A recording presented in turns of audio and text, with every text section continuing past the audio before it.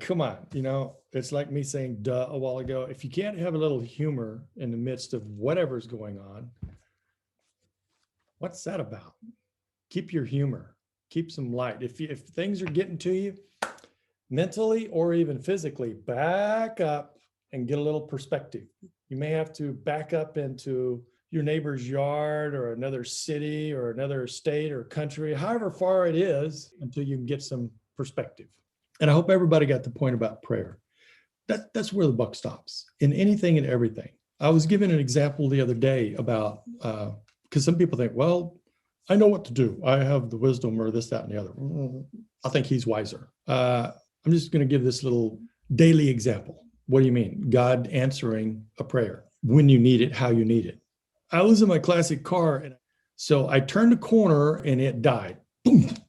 It didn't chug. It didn't do anything. It didn't sputter. I mean, just like died, as if I reached over and turned the key off. And it was a busy street. So I get out right quick and I'm thinking, I don't want this out here. I can't leave it. I don't trust these drivers. You know how drivers are. They're very safe these days, right? So I open the hood. I look for connections and stuff because I first tried to turn the key on. Nothing, dead. Not even tried to start. There is nothing. Everything is dead. And I looked around real quick. I'm not finding anything. I walked around to the other side of the hood. I'm not seeing anything. I stopped, and I'm kind of in a minor semi-panic thinking, what am I going to do? I said, Lord, please help me. What's going on here? Boom. It's like I ask, boom, I get this picture. And it's of the other side from where I'm at. And he shows me, if you know what a distributor is, he shows me the distributor. And there's a part where the two wires are coming in. And he shows it to me like I can see through that. And one wire has detached. It's not connected, the hot wire. So nothing will work. So what did I do? I walked around to the other side of the car and I looked in the place where I'm seeing what I saw in the picture. And I see the two wires going in a distributor and they look fine. I don't see a problem. I reach over and touch the wires. They're fine. They didn't fall out. I just barely, I barely give it a little tug to see if they're snug. And when I did, one of the wires, plop, falls out. It had become, it sticks on and it's got a hold like that. It came off and it's just sitting there and it's got a cover over here where you couldn't see it. There's no telling what all I would have gone through before I would have ever found that. But he knew what was going on. I asked, he showed me. That's awesome. I know a lot of people think, well, I don't want to bother God with this, that, and the other. He's not bothered. If he's not bothered by all the craziness that people do, he's not going to be bothered with a request acknowledging that he's God, he knows, I need help, let me ask him. Is that simple enough? So I gave that analogy for that purpose that, I'm not saying, God help me with a parking spot, but I'm also saying it doesn't mean you can't do that. So anybody have any bowel questions or rest or sleep, diet, food you eat? All right, so I'll talk about bowels. Let's get to the root of it. Critical for good health or a disease producer. Everybody has talked about, not everybody, but there's a lot of sources that have said all disease begins in the gut. Well, you could think of some other things too. For instance, in TKM, you've heard me talk many, many times that where most things start going awry is you have a thought that is not producing coherence. And then you have an emotional reaction to the thought. So that's a stage, thought, emotion, physical response. And simultaneously with all that, you have an energetic response. I don't want to forget the spiritual response. Do we have spiritual responses to thoughts? Yes. Do we have spiritual responses to emotions? Yes. Do we have spiritual responses to our physical actions? Yes. Can I use the word duh again? So that's always included. We don't want to forget the last thing. It's not the little finger, but I'm just as the last thing as I'm counting through. This is important. And what I find is most people that are chronically constipated do not know that they're chronically constipated. And sometimes when you let them know, you're chronically constipated and you describe it a little bit, they still don't get it. They still think, well, I know that's your opinion, but I've been okay. I don't see a problem with it. But, one of the reasons I'm pointing it out is they got tested. Why did they come and got tested? Because everything is going perfect? No, because they do have problems. And then they find a lot other problems when they come and get checked out. And then you're pointing to some basic daily things that are very, very important. So, point made. One of the things related that I always talk about is a first priority, among others, are you drinking enough water? Because you need proper fluids for not only everything to work, but your digestion and your bowels. If you're not drinking enough water properly, so that's proper amount, clean water throughout the day. And I think I spoke on that last time of how the kidneys produce no more properly than 4 ounces every 20 minutes. So one of the things that I talk about to people, if you want to maximize, let's take an example, somebody weighs 100 pounds and they're drinking an ounce per pound of weight per day. So they're drinking 100 ounces a day. And they've been doing this for, let's say, 3-4 months, and they're still showing dehydrated in a number of ways. Then what's that about? I mean, most people talk about a half ounce per pound. They're drinking an ounce per pound, which is what I say, and they're still dehydrated. It's because of how you drink it. That's the other part. If you're guzzling some in the morning and you guzzle some in the evening, and maybe somewhere in between you guzzle some, just remember that only 4 ounces within 20-minute period is getting properly utilized through your kidneys. It's going to go through, but that's exactly what it's going to do. It's going to go through your kidneys. It doesn't bypass your kidneys or anything, but I'm talking about properly utilized. So bowels need proper hydration.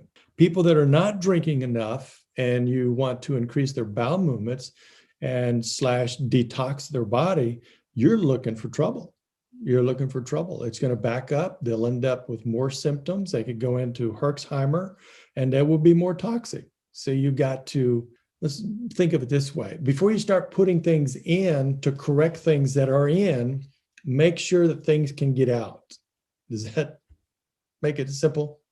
So just make sure that things can get out. It's kind of like, let's do it with the TKM in a way.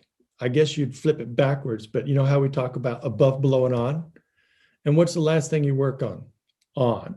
The rest of it is preparing the way. You're preparing the supply, and then you make sure that it has a place to go.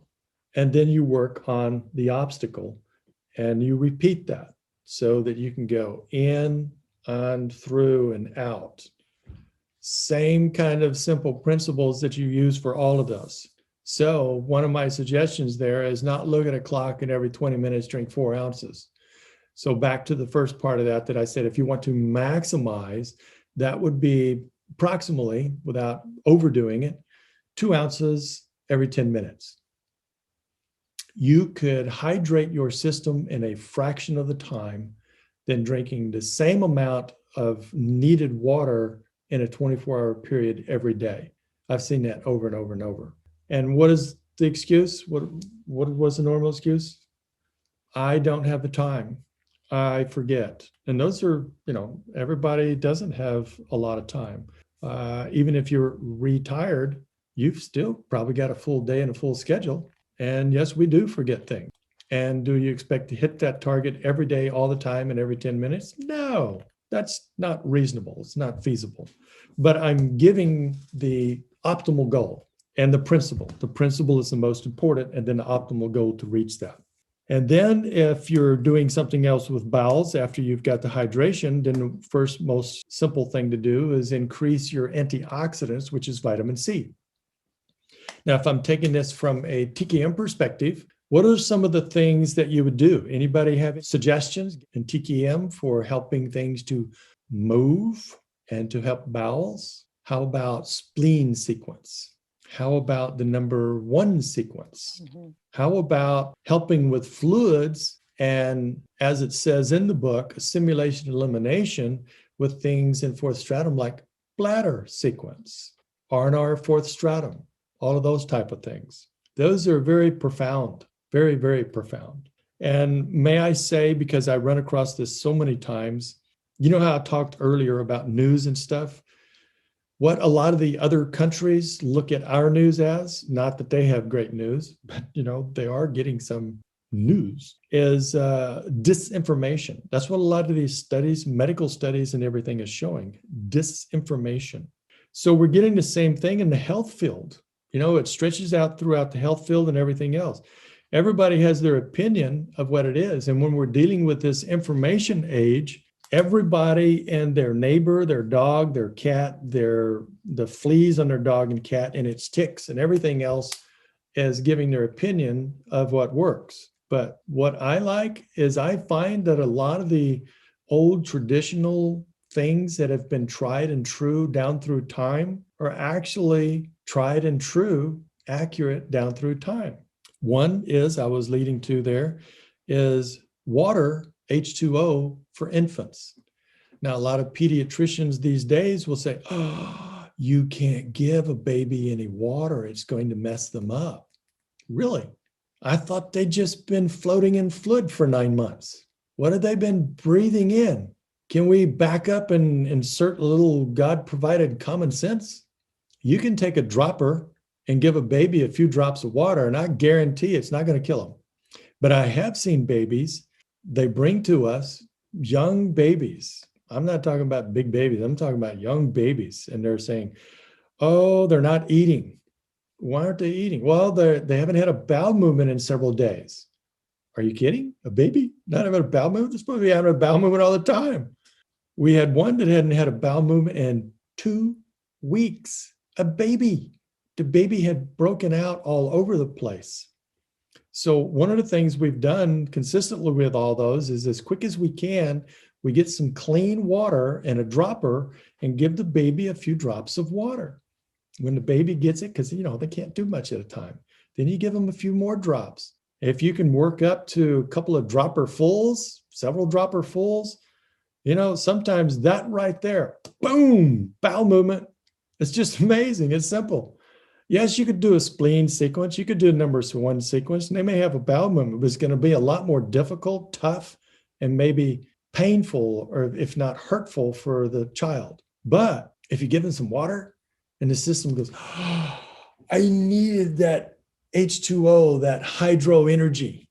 Thank you. After all, at any age, I am the majority of what I am that you see and can touch is made of water.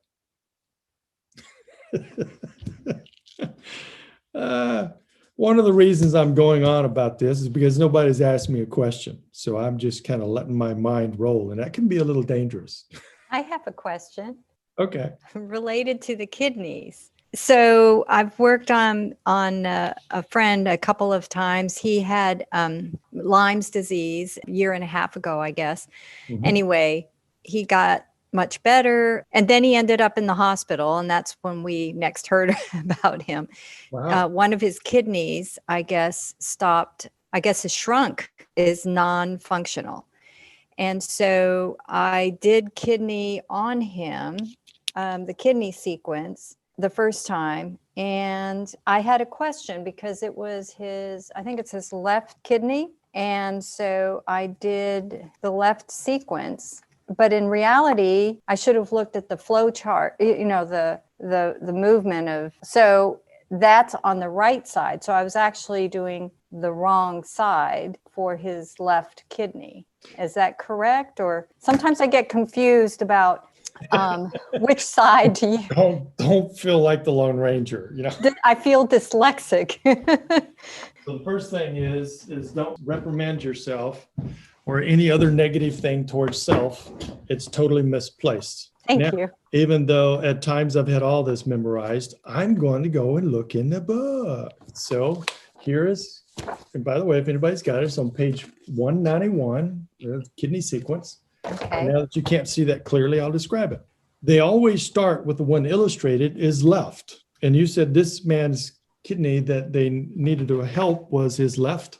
Yes. And so the left sequence, we have to look to see what it helps. This has to do the same thing with all the sequences in the books. So we see the path that it does go into the left. You have a branch of it that goes into the right.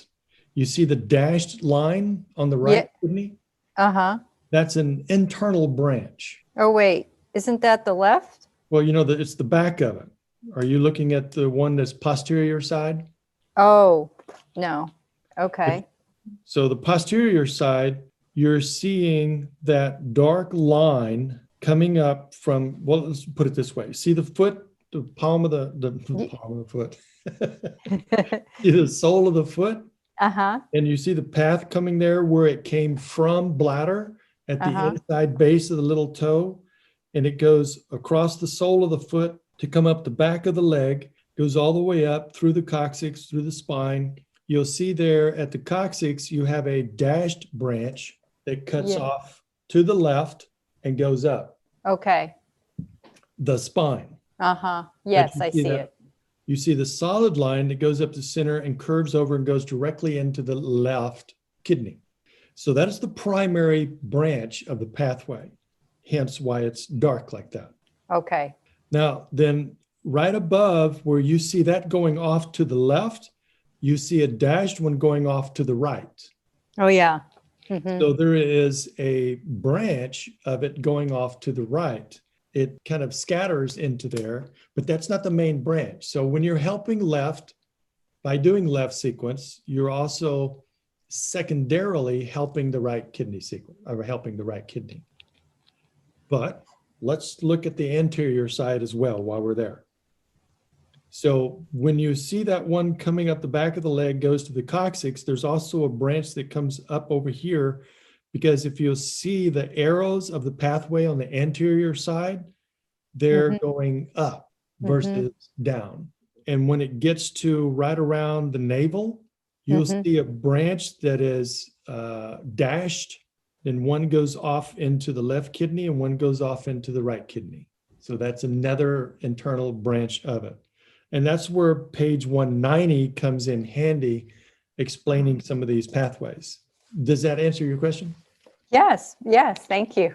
Can I elaborate a little more on, let me give two perspectives on the kidney problem of this person from the medical practice perspective compared to the medical research perspective. So medical research scientists will tell you that if you drink enough water, you will not have any kidney or bladder problems. The problem with kidney and bladder problems and diseases is people are not drinking enough water daily. Now, that is the medical research science that is consistent and has remained consistent. Now, what do the medical doctors practice? There's a big difference. If he goes in with a shrunken kidney and kidney problems, the first thing they're going to do is tell him he's got to back off of the water and the fluids. Huh. I didn't even ask him about that, about the water issue. Right. Wow. Okay. They will tell him that it will strain your kidneys too much and they could shut down and you would swell up and you could die. And so we, meaning the medical practice, have got to do all kinds of things to help you when they don't have really how many people go into the hospital with a failing kidney, a shrunken kidney, and come out with their kidneys well? Can I just put it that way? So the normal process is it gradually gets worse and you go on dialysis. And then after dialysis, because that doesn't fix anything, after dialysis, then you might get on a transplant list. And then if they transplant one, then you're going to be on steroids that shut down your immune system for the rest of your life, because your body, and the way God made it, is trying to reject that kidney that doesn't belong there because it knows it doesn't belong there. Okay. Are So you familiar with a different scenario medically? No. So what do I do when people tell me that they've got a shrunken kidney, they got kidney problems at different stages, shrunken kidney, kidney problems, kidney disease, I'm about to go on dialysis. I'm on dialysis. I'm on dialysis and a transplant list. I do the same thing with all of them. You got to drink water. Water. I put them sometimes for severe cases, I'll put them on a watermelon diet and goat milk. And you know what some of them do? I hadn't gotten into the TKM part yet. But what some of them do is they'll do that because they don't like what the doctors are giving them as a prognosis. And one of the first things that happen is they'll start to swell a little bit. Then you know what they do? Because I've explained all this in the beginning before I even told them what to do. And then I tell them again after I tell them. But they come back and say, oh, see there, I'm swelling. It's doing exactly like what the doctor said. What you said is wrong. You're trying to kill me. And I said, wait, breathe, breathe. If you just give it a moment, maybe do some extra TKM, because what will happen is they're typically in a bad shape. And with kidney problems, you typically swell anyway. And because they're not processing fluids properly. And so what will happen is you're introducing that in, there's not an instantaneous change. It's not like flipping a light switch. So you're going to get a little bit of swelling, and then it will stall. It will not keep swelling. Then it will stall, and then it will start to decrease. Now, I'm not saying this for any and everybody to do off the cuff. This needs to be professionally observed and watched to make sure you don't get in a bad situation. But this, I'm explaining what typically happens. And then you do the kidney sequence. And y'all have probably heard me tell the story about the lady that did go all through the process, dialysis, transplant, and did get a kidney transplanted and was on steroids and still had lots and long list of health problems. So while I was working on her health problems and not working on the kidney directly, because I was thinking her kidney is gone. They transplanted a kidney, took the old little raisin, dried up raisin out, and it's gone. And then I had to ask later to clarify my confusion when she came with a medical report, because she's still going to the medical doctors, and saying that my kidney is growing and it's my immune system is starting to attack that transplanted kidney. I said, oh, you mean you still had the kidney? Because I thought they took it out. No, they just spliced in the other one. Oh. Yeah. And with the TKM help, as I say all the time, there's a lot of lessons here if you read between the lines. Your body naturally is going to take whatever help it gets and direct it to its priority needs. I think in one of the recent lectures, I gave the example of how you use iodine, and it does that in relation to your thyroid. And that's the way the medical doctors, a way that they can use to kill it is to give you essentially radioactive iodine, and it's going to go to your thyroid and get killed by the radioactivity, or they can surgically remove it. Those are the two main ways that they kill it, because it's going to go to your thyroid. So you can put it on your toe, your nose, you can drink it, you can put it on wherever, whenever, and when it goes into your system's going to redirect that. Well, it's kind of like how it works with the TKM and energy. When you do it, that's why I've explained many times, when you're doing TKM, you go by the pulses to resolve the pulses, what the body is doing versus treating signs and symptoms and complaints and ailments. Go by what the body says is priority. And a lot of times that will give you understanding what is the core reason for the symptoms. Then when you get all balanced pulses, fluff with tone, everything is ideal and perfect, according to TKM teaching, most people think that that's the point that you're finished. Oh, I'm done. I got my goal. No, you're done with balancing pulses. You're done with getting all that stuff to that state.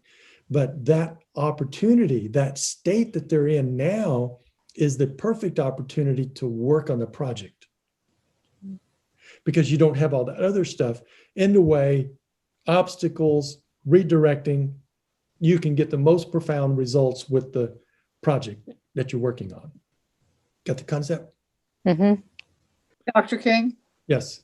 I wanted to give an example of, you were talking about, you remember my friend Kathy that I brought to you and how sick she was? Well, when we started your protocol with her, her bowels started moving in more of a regular fashion. And it completely freaked her out because she thought a normal bowel movement was little pebbles. You know, she Normal didn't, for her. yeah, that was normal for her. And literally, even though you warned her that she had to be drinking plenty of water, she stopped drinking water because of what it was doing to her bowel movements. And after she left and went back home, she did end up with kidney failure and on dialysis. So just wanted to throw that out there. That's sad. It's sad. And the thing is her choices and what happened is the most common promoted thing. It's what the doctors are going to say, what they're going to do, and what the people are going to think and comply with. Mm-hmm. That's the reality. And it's so sad. And then you've got, I don't know, whatever you want to call it, a wild card like me that is saying not only something different, but something sometimes like the example we're talking about, that's in direct opposition and direct conflict to the common thing that's thought, known, and done. But the ones who do it get the results.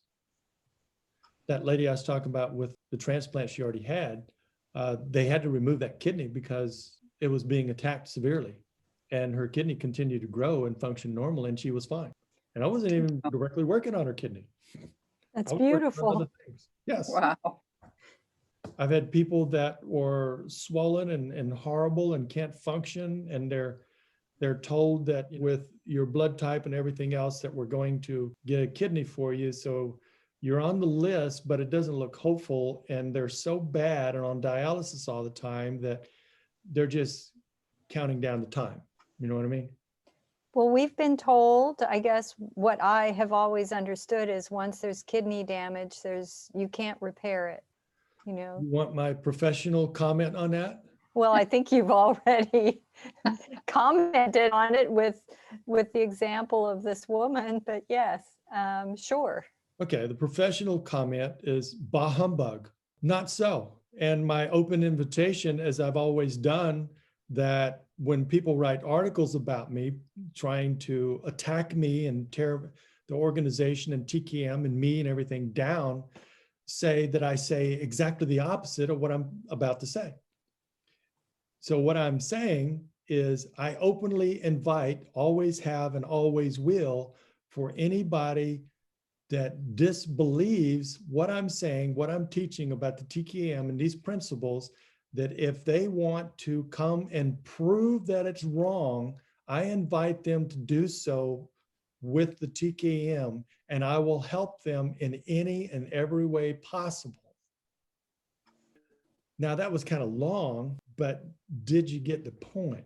Mm-hmm. The point is any naysayers, professional or not, especially professional, medical researchers, doctors, whoever, that don't think so or in opposition, I don't want your naysaying. I've had tons of that. What I want you to do is I will prove it if you give me the opportunity, or if you don't, then I want you to prove that it doesn't work, and I will help you every way that I can. I don't know what else I can do.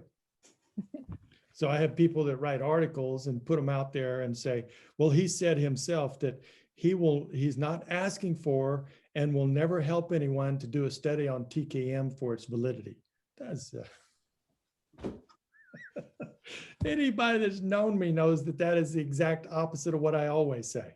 When I talk about the information age and disinformation, it's so ingrained. I have so many people throughout this year, and I'm really referring mostly to people in the medical field, ones that I know that are very intelligent, very open-minded, and they're saying they just don't know who to trust or believe anymore. They don't trust or believe any of the sources, none of the sources. And that's so disheartening. It's really sad, but it's the real fact. It's the reality. We've got to do on every little bit of information, we've got to do our own fact checking. And I have tested fact checking with fact checking websites. You need to fact check the fact check websites. That's just the world we live in now. It's the way it is. So on the kidney, where is he at with that now? Is this just a little side note about which side do you work on, or is he a project that you're dealing with? He's a project. I have, but it's been a couple of weeks because he was too weak to come to our homes, but we'll be going next week. So Is he working on himself? no, and that was going to be my next suggestion. Actually, I did suggest it to him last time, but we were already delayed. And this next time, I wanted to see about giving him something to work on. And I know he could do kidney self-help. You can also do median sequence. I mean, that's the first Okay. thing I always give, no matter what the project is. Okay. It kind of gets them initiated, and it's a long sequence. It's 8 steps. So it's not only an initiating to see what they're going to do, but it's a test as well, because it's not, a couple of steps, 3 steps, 4 steps. It's 8 steps. Mm-hmm. It's going to take a little bit of investing in time and focus. Mm-hmm. Mm-hmm. If I could use the word effort, it's going to take a little effort. I had a client come in yesterday and was pointing out a number of things on this young person that I found further that are projects and that relate to the signs and symptoms of why they came. And I asked about how the homework was going with TKM, and I heard this phrase. You've heard me say this many times. You know what trying means when you ask somebody a question, you're like, well, are you doing the TKM, or are you doing this sequence or that? And they say, I'm trying. You know what that means, right? Mm-hmm. 5th stratum. It means no. Yeah. If I'm trying, it means you're trying to do it, which Oh, yeah. you didn't do it. Mm-hmm. So it's just another word for no. Mm-hmm. So yes, and it is 5th stratum in TKM, but trying means that you're not getting it done. Mm-hmm. Doing it partial, doing it somewhat, whatever it is, means that it's getting done. But if I hear the word try, oh boy. So I plainly said, we got these other things, and these are the sequences that will help resolve these other things, but I'm not going to give them to you right now because you haven't done the initial ones that are the top priority. When you do those and you're doing them consistently, we can work on these other projects as well. And they should have motivation, because their biggest number one thing instantly got resolved that they've been dealing with for over 5 years. Whoa. That's been pretty much, it's not steadily ongoing, but let's just say that at least 12 times or more a year on average, that they're plagued with this horrible, horrible signs and symptoms. And within about the first week, if I'm generalizing there, it never arose again since then. Beautiful. I would consider that a pretty high motivator. So he needs, with supervision, he's got to get fluids, because a good thing to do is to remember the truth. And you don't always get the truth at the end. What do I mean in that connotation? Medical practice. Sometimes you have to back it up to the true, non-biased, non-agenda medical research science. Mm-hmm. Now, there's areas that there's limitations and everything there because of the blinders that things are viewed. But oftentimes that's vital information. Mm-hmm. And totally contradicts the end outcome of what's actually practiced and done. So he needs fluids, but it needs to be governed, and it needs to have the TKM sequences to regulate that back out. Don't just count on, once they're at that state, of adding in fluids and everything will self-regulate. No, it needs TKM to help the body handle that situation. Okay. But I do want to reiterate that if there'd have been proper fluids to start with, he would have not had the kidney problem. It would not have shrunk. He would not be going into these other situations. I do want to drill that point. Well, it's also, you're drilling it for me personally as well. I don't drink enough water. And we need to keep the bowels moving for sure. Thank you. You are quite welcome. I do have another question Sure. that is, I'll try to make it a lot shorter. yes, and well, yes. So I got your newsletter and have a great sale going on. One of the I think it was a 5-day training that you have, 5-day. It's the same one, right? It's the 1 and 2 DVDs with the book. And the all 3 that and stuff. 4s. Right. Okay. What's that one is with the cover, that in the printing, they didn't get the color just right. Okay. And we're stocked on a lot of things, overstocked on some things. We need to move them out. Dr. King, Yeah. I have another question. Sure. I've been talking to one of my friends about bowel health issues because she's having terrible gas. And she doesn't live here. I haven't suggested that she come to see you because she lives in Idaho. Okay. But I just was telling her, the things that I'm doing, the probiotics, the fiber, the vitamin C. What's her opinion? And just thinking that she could experiment with that on her own. I sent her an email, told her I told her I really trust all the brands that you recommend. And I was hoping she would be, just go out and get them on her own. But she emailed me back. She says, well, can't you get them for me? Well, some of them, I don't know which ones you're talking about. Some of them you have to have a license. Right. Yeah. So that was my question. Can she call you directly and you will consult with her over the phone and you can sell her the supplements, or Not without don't testing. do it that way? Okay. Because if I do that, I want to be responsible. Right. So we get that type of request pretty frequent. Mm-hmm. And then immediately following that, we get a big attitude towards us because we're not selling them a product, which, come on. Could we use the revenue? Would we like for people to get help? Yeah, that's what we're here to do. But to be responsible, we need to do it the right way, and so that they get the right help and we don't get reactions and blame and fault or damage due to just trying to sell products and hoping that it works out for the individual. Right. Does it make sense? Yes. And so therefore people will say, oh, well, you're just trying to get me to do a test and to get me to do this, that, and the other. Well, if I was just trying to do some revenue, I'd just sell you the products. Right. Right. But I don't get into any of that with them either. This is a different, I can vent on lectures. So I'd be more than glad to help her. If she wants to experiment with the things that you're suggesting and she can get them, all that is great. If it's something that you can get and you can send her, great. But if it's something that we're going to do, we need to do it the right way. Okay. I will say that I was going to be a little explicit about the very gastric situation and ask about the odor. But if she's in another state, you don't know. Well, apparently there is an odor because she's saying her husband would be very grateful if I could help her with this problem. Okay, so she does have a very serious flora issue and toxic issue, because you know what? You are supposed to have gas. That is a natural process when your body is functioning right. But excess gas means there's a problem. A lot of times it's simply flora. It could be the toxins that you have an overgrowth of too. It could be fungus, as simple as fungus as well. So there are other things involved, but you've got to clean up the system, detoxify it, and get your defense system going, which means enough good flora, which when you're in a bad state, that usually means kind of bombarding it with good flora, because it takes a lot to overdo the bad bacteria.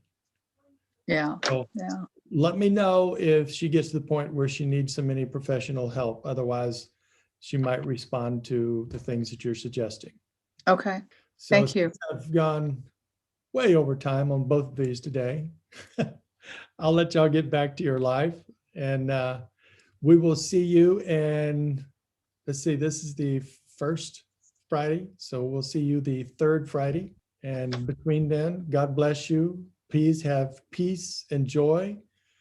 Go about your normal life without fear or frustration or anger, but with great joy. Thank you, Dr. King. Bye-bye.